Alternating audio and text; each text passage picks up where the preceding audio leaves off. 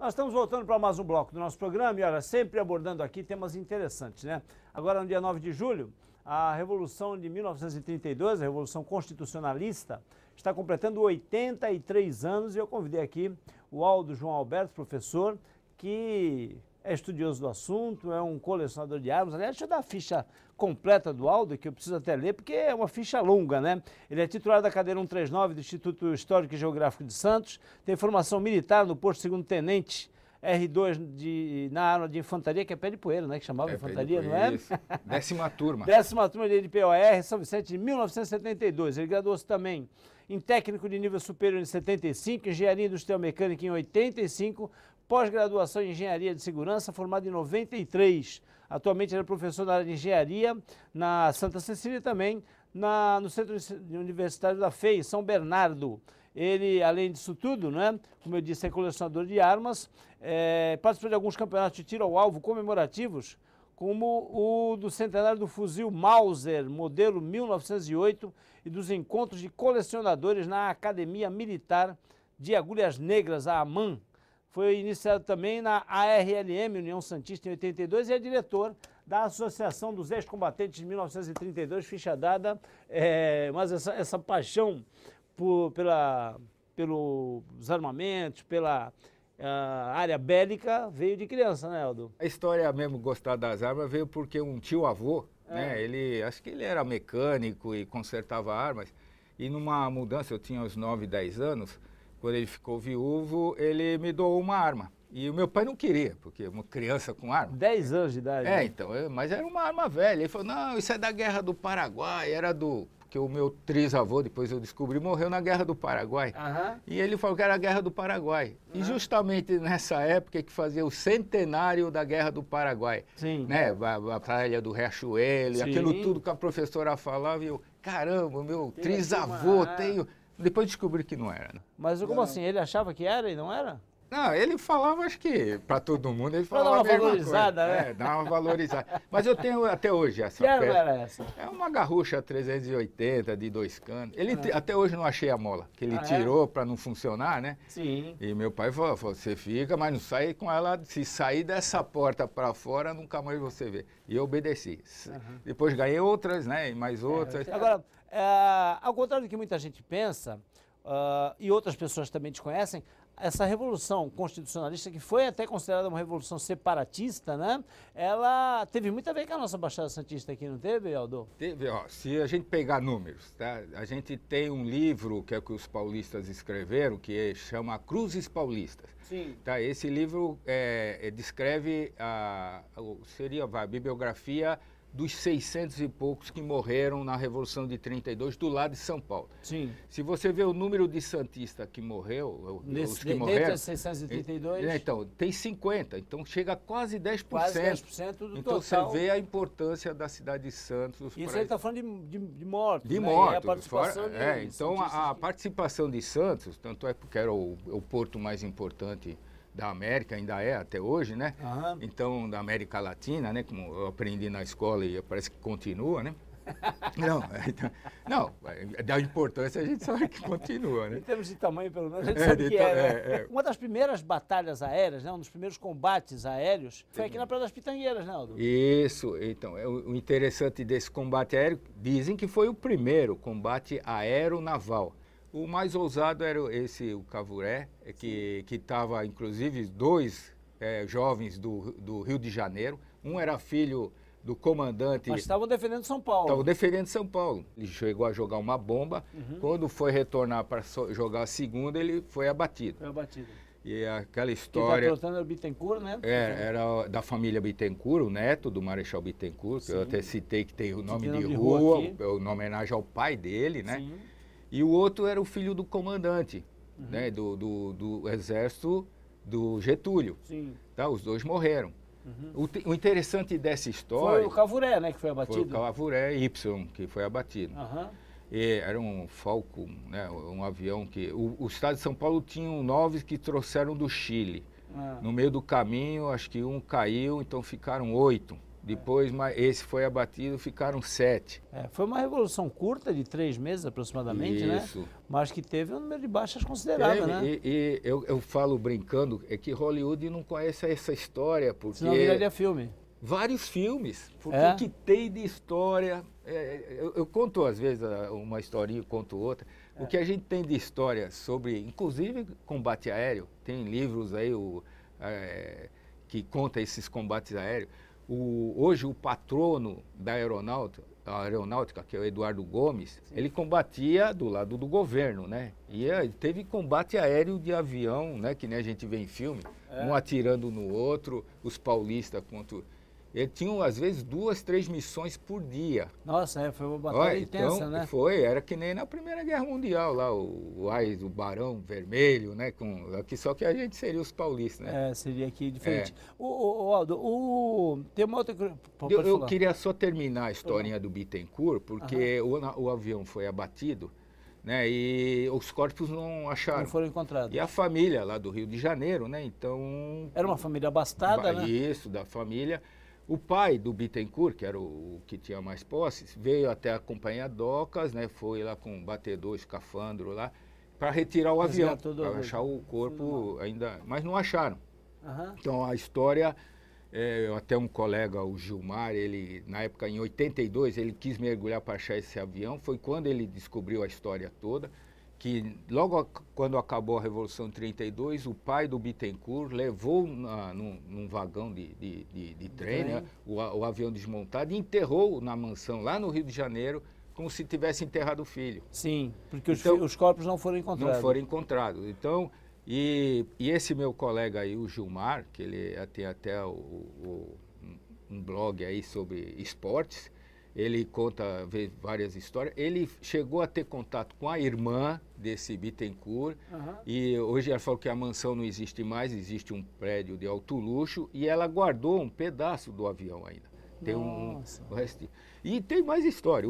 O pai escreveu um livro, né, Os Dois Heróis, né? E você falou para mim que encontrou, por acaso, né, numa festividade, alguém que era neto de quem abateu o avião? Em 2008, o comandante Barros, ele foi fazer uma palestra no Instituto Histórico sobre os 200 anos da Marinha de Guerra no Brasil. E ele, no finalzinho da palestra, ele comentou que o avô tinha abatido um avião em 32. Que tinha ligação aqui com a região por conta disso. Aí a turma falou, o Aldo conta a história, né, do avião, vamos pôr os dois em contato. Até nós gravamos um vídeo aí, eu contando do lado dos paulistas, ele contando do lado do governo, né? Ele disse que recebeu até uma recomendação para não falar mal dos paulistas, mas eu falei, isso tudo passou história, né? Cada um tem o seu parecer, sua versão. Nós saiu até uma palestra até gostosa, assim, bem descontraída. Ele me deu uma cópia do documento para comprovar que realmente foi o avô dele. Que abateu o avião. Que abateu o avião, tem o elogio, a data, tudo certinho. Então a gente conseguiu, sem querer, você vê, né, numa coincidência, né, engrenar aí todo o resultado. Algumas pessoas podem estar em casa meio confusas, mas como assim? Eles eram do Rio de Janeiro e estavam aí pilotando avião em defesa da causa de São Paulo. Muita gente de outros estados, né? Porque quando a gente fala em Revolução paulista, né? A grande maioria, evidentemente, era do estado de São Paulo, mas muita gente de outros estados se engajou, né? Você estava falando para mim que o comandante geral era do Mato Grosso, isso. Então, muita gente do Rio de Janeiro, de Mato Grosso, de outros estados, se engajou na causa paulista. E a maioria dos pilotos, né, que estavam lutando por São Paulo, por isso no começo você falou da separatista. Eu discordo, porque se você olhar os comandantes das nossas tropas, a maioria não era de São Paulo. Não era de São Paulo. Dizem que para unir o pessoal de outros lugares, né, na mesma causa, o Getúlio inventou essa daí, ou os seus assessores lá. Para colocar todos contra São Paulo. Contra São Paulo. Mas São Paulo teve aquela crise da Bolsa de Nova York de 29, o Brasil entrou em crise também, tinha que vender o seu produto, a maior riqueza era o café. Como não conseguiu eleger, elegeu o presidente da República, que era o Carlos de Campos, que seria o próximo presidente, aí o Getúlio conseguiu, né, através de um golpe militar em 30, né? No poder. Isso, tirou, mas o povo até aceitou, que em 30 poucas lutas tiveram, né? Então foi aceito. O que o São Paulo não aceitou é que, como o próximo presidente ia ser o paulista, o Getúlio parece que pôs um interventor, né? E esse interventor, um deles era um dos militares da Revolução de 24, que lutou contra São Paulo, começou a deixar o povo descontente. Sim. Né? Falei, pô, tem que ver o nosso estado, né? Tudo bem que não seja o presidente paulista, mas, né, o estado mais rico, né? Estamos em crise, tem que vender o café, tem que vender o leite, a carne, né? Tudo. E isso daí começou a gerar essa revolução. Na realidade, eles queriam, né? O Getúlio até, no final, ele tentou consertar, pois alguém do partido dele, que foi o Pedro de Toledo, tá? Era do partido dele, mas era paulista. E tanto é que depois, no final, ele se virou contra o governo e ele aceitou a revolução. Ele era o governador, foi escolhido por Getúlio, né? E saiu os revolucionários, né? E infelizmente teve no dia 23 de maio a morte daqueles 4 estudantes. MMDC. Martins, Miragaia, Drauzio e Camargo, isso. E depois morreu mais um, Antônio, acho que, né, acho que morreu dias depois. Acho que ficaram umas falas que virou legenda, inclusive, né? Aí eles fizeram essa, e já se preparando para uma revolução. Aldo, você estava comentando comigo que ainda tem um ex-combatente vivo e lúcido, né? Isso, o seu João Batista da Cruz, João Batista da Cruz, acho que deve estar com 103 anos. Nossa. Ele deve ser de 1912 ou 1913. Lá na nossa associação, a gente tem o pessoal que se alistou no colégio Grupo Escolar Barnabé, que tiveram vários postos de alistamento. E do Barnabé a gente tem quase que completo de todos que se alistaram. E é até legal, porque às vezes, será que o meu avô... E a gente procura e vê que tem o endereço, qual era o nome do pai, o que fazia. O pessoal que tiver algum parente um dia quiser, né, tentar achar alguma historinha. A Associação dos Combatentes de 32 fica no Instituto Histórico Geográfico de Santos, na Conselheiro Neto. E aí a pessoa que de repente tiver suspeita de que algum parente tenha Isso, aí tem que marcar o dia lá, porque a gente não está direto lá, né? Todo mundo tem a sua profissão, a gente vai lá por prazer, mas marcando, ou mesmo na casa do trem bélico lá, deixa um endereço. E muitas vezes até essas pessoas podem ter, não é, algum material para contribuir, porque existe, não é, um acervo de armas, não só da Revolução 32, mas... o interessante é assim... De armas, artefatos... o que a gente tem de tudo. Fardas e por aí, vai. Tem farda, tem os capacetes, as boias, porque o capacete, às vezes, no começo, eles usavam aquele gorro, né? E o pessoal bordava as bandeiras, né, de São Paulo com a do Brasil. Por isso que se fosse separatista, não ia pôr do Brasil. Não teria a bandeira do Brasil, né? E dizem que a única bandeira do estado que tem o mapa do Brasil é de São Paulo. De São Paulo. Entendeu? Me diga uma coisa, o que é que foi, na sua opinião, determinante para o sufocamento dessa revolta? Eu acho assim, porque, primeiro que, belicamente... Estava em desvantagem. Estava em desvantagem. Eles não queriam continuar porque a intenção era exigir uma Constituição, que chamava até a Revolução Constitucionalista. Né? Porque se tivesse uma Constituição, o governo tinha que se basear nessas leis e governar todo mundo, seria igual. Né? Então não teria um Estado com mais privilégio do que o outro, né? Então, ou mesmo o nosso aqui ter mais privilégio. Né? A gente queria não ficar em desvantagem, já que era o Estado que tinha mais força. Seria a locomotiva da nação. Então, vendo tudo isso, o pessoal falou, a gente mandou o nosso recado, mostramos que nós temos força. O povo está junto, porque quem combateu o legal dessa revolução não foram só militares. A população se engajou. A população, como as mulheres, os escoteiros, né, as crianças. O interessante dessa revolução é que toda a população participou. A mensagem foi mandada, a Constituição saiu, né, em 34, né, teve logo em seguida o Getúlio ficou com o pé atrás, né?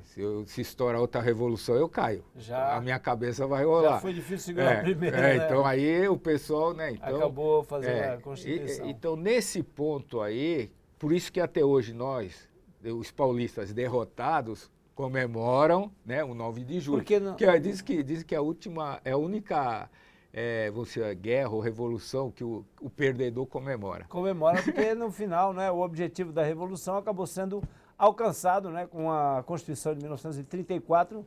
Muito prazer receber o Aldo João Alberto aqui, né, que, como ele disse, ficaríamos aqui horas falando sobre curiosidades dessa e de outras revoluções armadas, de outros embates que aconteceram, e não só no país, mas fora dele também. Fica aqui o nosso convite para que as pessoas visitem a Casa do Trem Bélico, tem muito Isso, acervo, dia né? 5 de julho, a abertura da exposição, que vai ficar a semana de 32, que é uma lei municipal da cidade de Santos. Então fica do dia 5 até o dia 12. Isso. Vai ficar mais tempo lá, mas esse período é que a gente vai monitorar. Monitorar, das 11 às 17 horas. Está aí na telinha, então, o endereço e também o horário de funcionamento, para que as pessoas possam conhecer um pouquinho mais dessa revolução, que foi um capítulo importantíssimo da história do nosso país. Aldo, obrigado pela tua presença. Okay. Fico muito agradecido. E o nosso programa vai fazer um intervalo bem rapidinho, são só 2 minutinhos e nós voltamos com mais atrações. Não sai daí.